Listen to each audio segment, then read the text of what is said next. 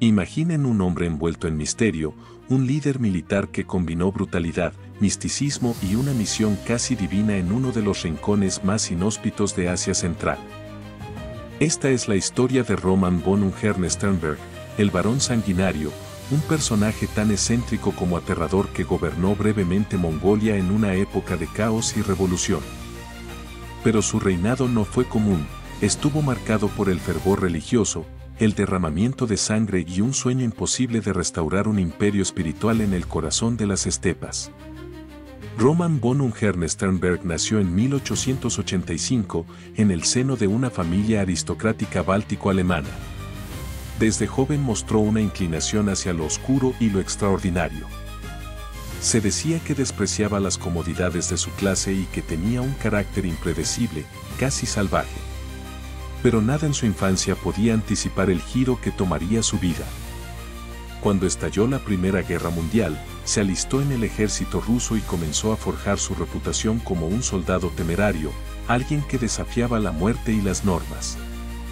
Sin embargo, fue tras la Revolución Rusa, con el colapso del imperio zarista y el ascenso de los bolcheviques, cuando su verdadera naturaleza salió a la luz. Mientras Rusia se desangraba en una guerra civil, von Ungarn-Sternberg se alió con los blancos, los contrarrevolucionarios que intentaban restaurar el antiguo régimen.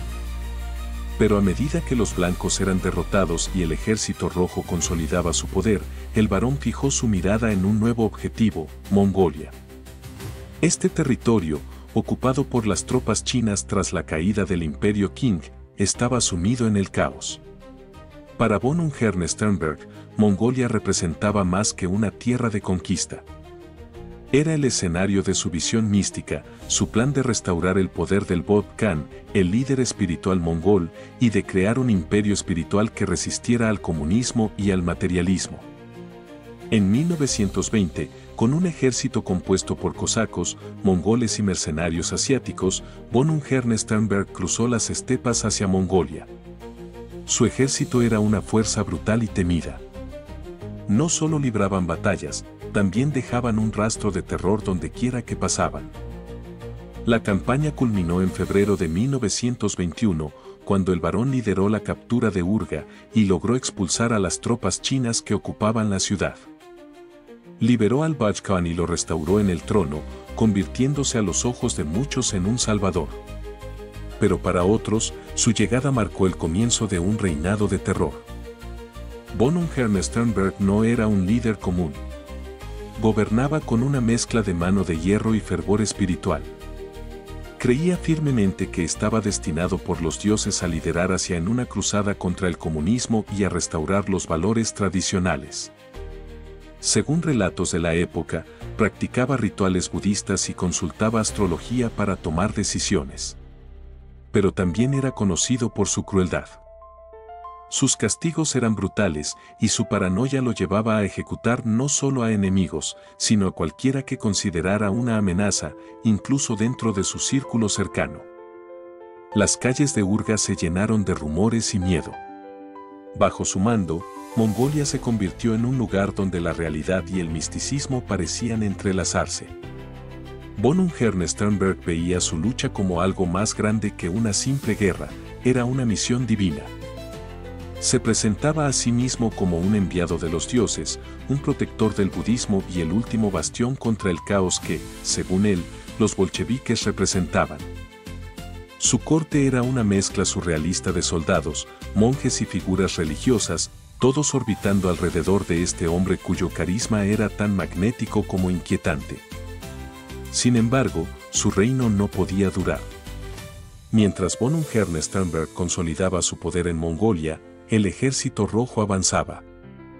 Los bolcheviques, ahora en control de gran parte de Rusia, no podían permitir que un líder tan impredecible y peligroso permaneciera en el poder. En agosto de 1921, tras una serie de enfrentamientos, von Ungarn-Sternberg fue capturado por el ejército rojo. Durante su juicio, llevado a cabo en Siberia, se mantuvo desafiante hasta el final. Declaró que su misión divina aún no había terminado, que su espíritu viviría para liderar a Asia contra el comunismo. Pero sus palabras no impresionaron a sus captores. Fue ejecutado en noviembre de ese mismo año, cerrando así un capítulo breve pero extraordinario en la historia de Mongolia. El legado de Roman von Ungern-Sternberg es tan oscuro como fascinante. Algunos lo ven como un héroe romántico, un hombre que luchó por sus ideales contra un enemigo implacable. Otros lo recuerdan como un tirano despiadado, un hombre cuya obsesión lo llevó a sembrar el terror en nombre de su visión mística. Pero lo que es indiscutible es que su historia, marcada por la guerra, el misticismo y la ambición desmedida, sigue siendo un recordatorio de cómo los personajes más excéntricos y extremos pueden dejar una huella imborrable en la historia. El Barón Sanguinario fue mucho más que un líder militar. Fue un símbolo de una era caótica, un tiempo en el que los imperios caían, las ideologías chocaban y los hombres que desafiaban lo imposible dejaban su marca, para bien o para mal. Su vida y su reinado en Mongolia son un testimonio del poder de la creencia, la ambición y el destino en manos de un hombre que se consideraba elegido por los dioses.